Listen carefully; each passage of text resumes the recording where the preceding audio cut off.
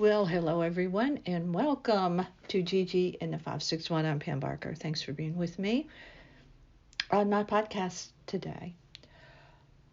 Oh, I have some interesting things to talk about. Well, I hope you will find them interesting. Delta Airlines. Did you see the story?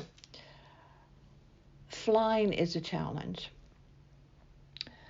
It really is. It's very, very expensive now, and it can be very uncomfortable in a lot of ways, but it's fast. So there you go.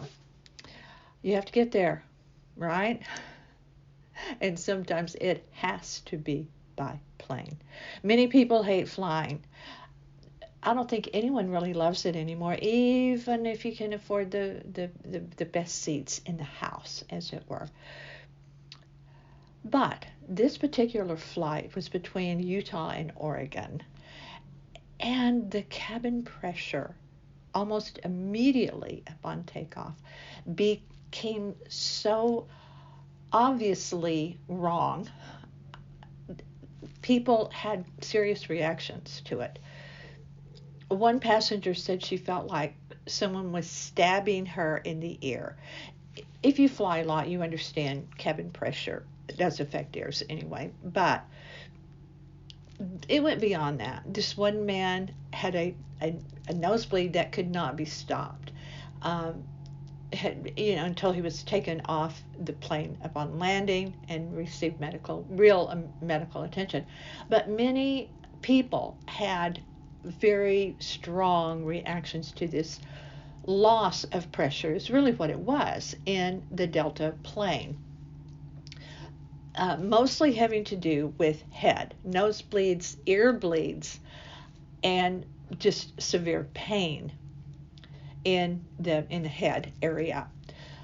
Landed the plane, took everyone off, put them on another plane. I'm sure that was a fun thing to do. But they serviced the plane and fixed the problem with the cabin pressure and put it back in service. I hope they really did, because I do have to tell you, I think planes are now, they're cheap. I think they look cheap in every way, in my opinion. Some do a better job, true, even in the coach, even in the cheap seats, as they say, at the back of the house. Still, I think they're cheaply made. I really, really do. There's improvement could be made for passengers, but people are traveling. People don't care. And I keep saying, several of us have these conversations. Where are people getting the money? When all you read is people are broke. Story came out. My partner was telling me about how out of control credit card debt is presently. So perhaps, I don't know, perhaps that explains something. But while we're on the topic of airlines, Southwest, been around since the 70s. They've pretty much done things the same way. They have made changes throughout their time flying in the air. I don't like Southwest because almost always, rarely can you get a nonstop flight. Now, we did a few months ago from Puerto Rico. We got a nonstop flight, but it's up, down, and no, I'm good. But they have forever had what they have referred to, people, I don't know if Southwest in particular, but definitely people, it's a cattle call. They refer to it as a cattle call. That is because you've flown on Southwest, you know what I'm talking about. You go by groups. If you get there early enough, you get in the first group, you get the best seat because you rush on and you find the seat. And if you're a regular Southwest flyer, you know exactly where you want to go. You can rush on and get the seat. Okay, well, good for you. That part never bothered me, and I really, really didn't care if I was in the last group. That we haven't flown Southwest very many times. Historically speaking, we just don't. But they're changing that. And now, guess what? They are going to assign seats. So everyone love it, hate it. Many people were online commenting their thoughts on that. Speaking of traveling, Japan. Let's talk about Japan for just a moment. Have you seen or did you see the story about Japan growing square watermelons? I mean, literally, they are square, like a box. They somehow plant the seed in a square container, and it grows square. I've seen photos. I saw photos, and you can see them too. Just Google it. Farmers in Japan begin to grow cube-shaped watermelons, and the story will come right up. The cubes they grow these in are glass. Now, the story that I read did not elaborate on they are grown in glass and you get them out how? By breaking the glass? I think that's problematic on a lot of levels. But why do they do this? According to this story, it's because they can ship them easier. They go in cargo container shipping shippers. uh, they stack them up. They stack up the square watermelons in the containers. But the glass part, okay, I'm all for improving anything. But glass, I mean, wouldn't you want something easier to recycle than breaking a bunch of glass? I don't know. It did not explain that. But at the same time, I was reading about Japan, square watermelons. I was another story came to my attention about their underwater highway. They built this to connect two parts of Japan. It's named Tokyo Bay Aqua Line, and it's been there for a long time, a quarter of a century. But it's so weird to look at the photos of it because you're driving along and there's a kind of a man-made island there that has a parking garage and apparently some commercial shops and stuff. But then you go underwater. It connects. They solved a challenging problem for commuting between two islands by building this. They connected Kawasaki and Kisarazu, and by building this underground canal or aqueduct. And the photos of it are dramatic. I encourage you to go and Google this in Japan, this viaduct, this underwater viaduct in Tokyo Bay, because it's absolutely fascinating. Watched the Emmys the other night.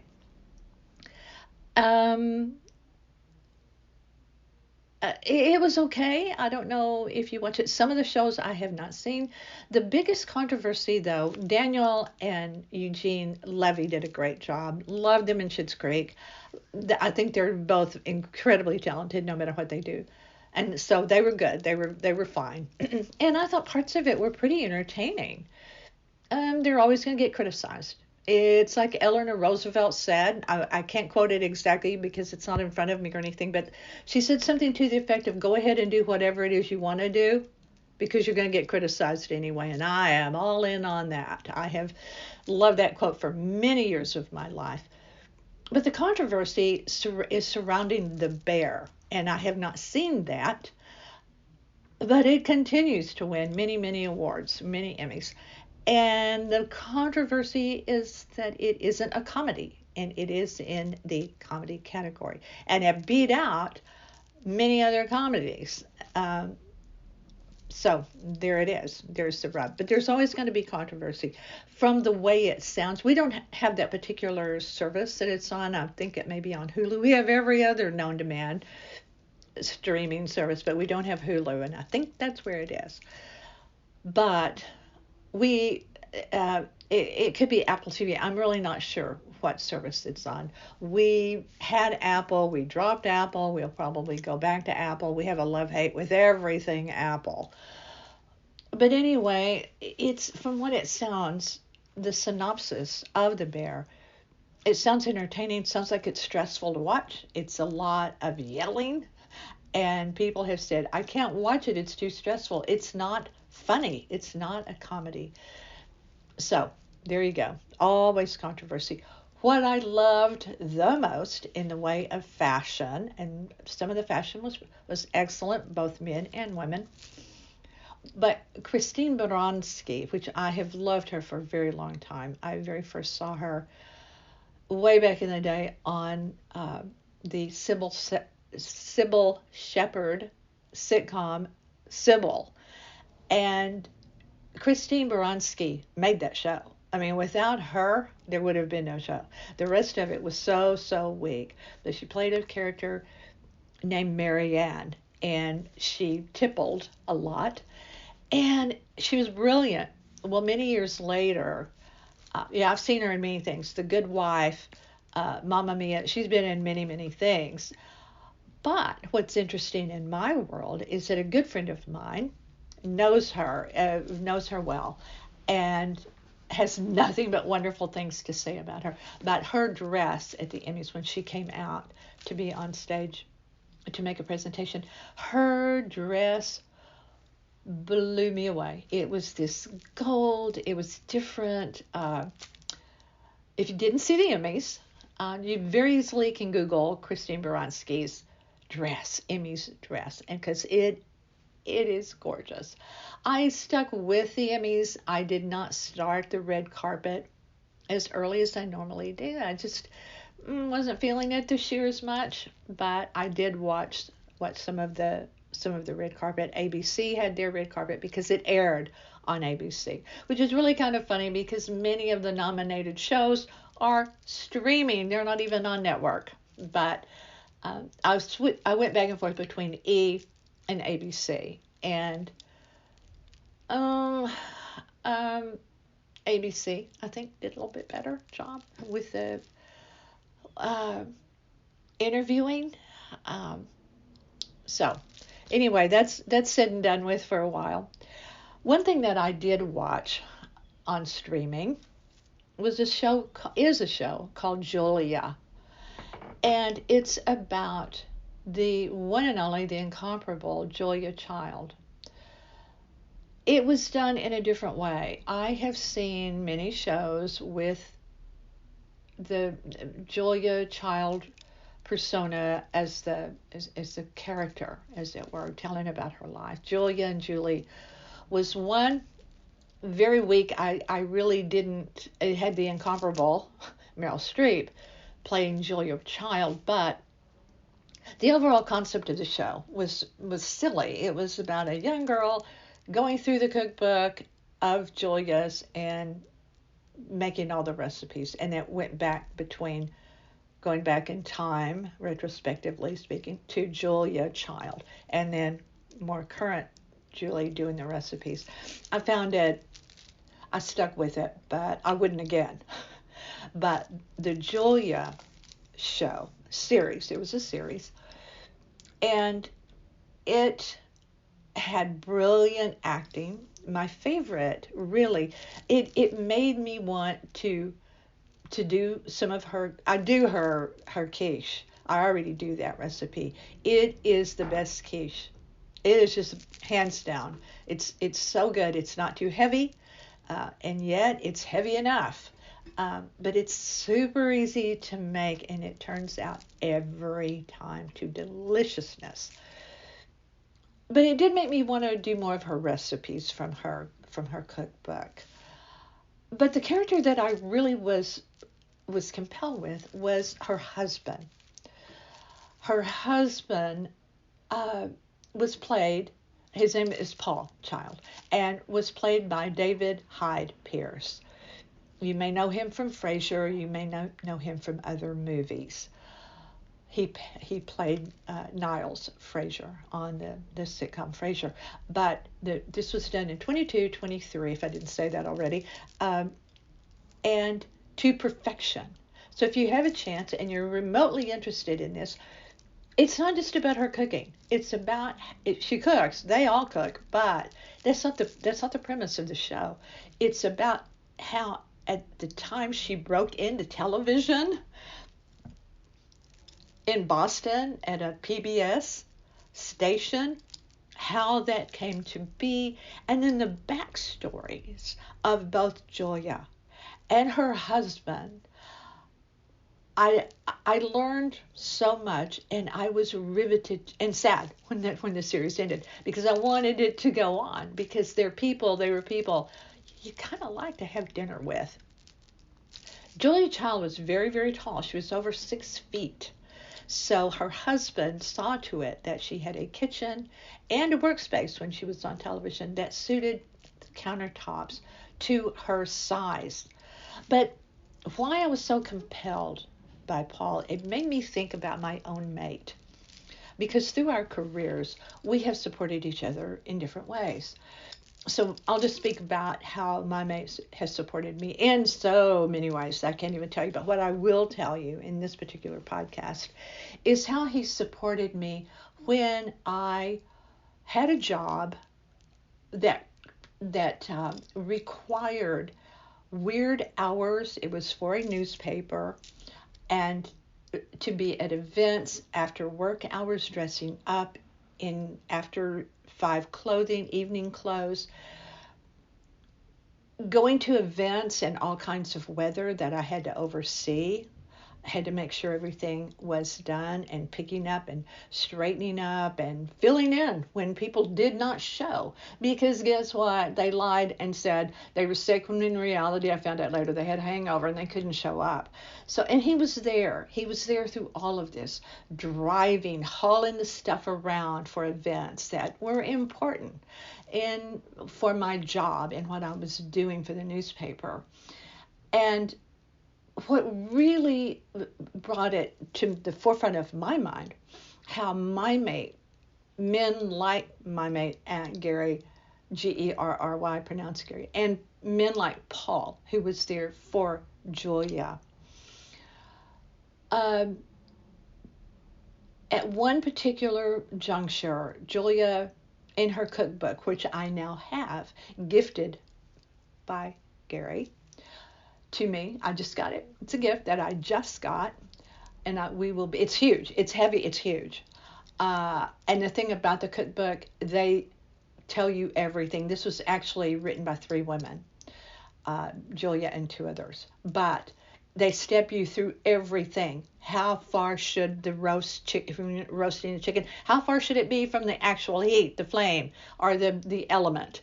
Whatever. They tell you every little thing. And that's why the recipes look daunting, but they're really not. They're just telling you things that other recipes don't tell you. Hence, your recipe may not work out. But Julia and company were promoting the book around the country, and book tours weren't really done then. And she tells a story in the front part of the cookbook where different people told stories before you get to the actual recipes about being at one of the places where they were promoting the book, and there was no kitchen. So they brought in a big table, and they managed to get a cooktop. And so they were able to prepare the food in conjunction with promoting the book. But then Julia had to go and sign the book, autograph the book in another place, leaving the big mess, including some kind of chocolate mess that they made something chocolate, and so there was chocolate pans and dishes and stuff. Paul, her husband, took these into a small powder room at this facility where they were a very small ladies' room, and used the sink there to clean everything up. And I thought, back in the day, Gary would do that for me. He would come in and carry and take and just, while I was dealing with perhaps the public or something else. He was behind the scenes. He had his own career, by the way, that was demanding, many hours going in, but yet in any hours that he could, there he was, on weekends, after hours. And so men like that are out there, and you see so much about perhaps not that. It's good to be able to say, like Men that support women in many, many issues right now, they're there. These issues are important to men as well. And sometimes that gets lost in the shuffle, if you will.